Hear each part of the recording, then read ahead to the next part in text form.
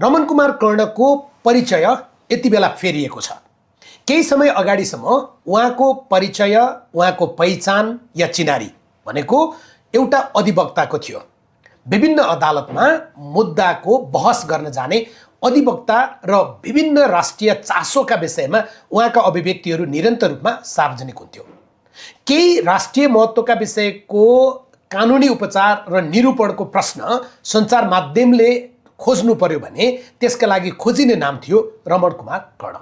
तर अहिले पछिल्लो पटक खास गरी जेनजी विद्रोह र जेनजी विद्रोह पछाडि तत्कालीन केपी ओली नेतृत्वको सरकार अपदस्थ भएर नयाँ सरकार बन्ने बेलामा उहाँको सक्रियता हेर्न लायक थियो। किनभने यो विद्रोह जेनजी पुस्ताले गरेको थियो र सरकार बनाउनका लागि कानुनी समन्वय गर्नुपर्ने या सहजीकरण गर्नुपर्ने काम थियो। खास गरी दुई व्यक्तिहरू कानुनी पाटोबाट त्यति बेला सक्रिय थिए, रमण कुमार कर्ण र ओम प्रकाश अर्याल। ओम प्रकाश अर्याल त गृहमन्त्रीका रूपमा यति बेला चुनाव गराउने सरकारमा सक्रिय हुनुहुन्छ भने रमण कर्ण सरकारमा जानु भएन, तर सरकारमा जाने बाटोका लागि राजनीतिक दल दर्ता गर्न पुग्नु भयो। उहाँले निर्वाचन आयोगमा जनादेश पार्टी नेपाल दर्ता गरेर यो पटक चुनावमा होमिनु भएको छ। मोबाइल छाप पर वोट दिया महोत्तरी दूसरा, रमण के विजयी बनाओ।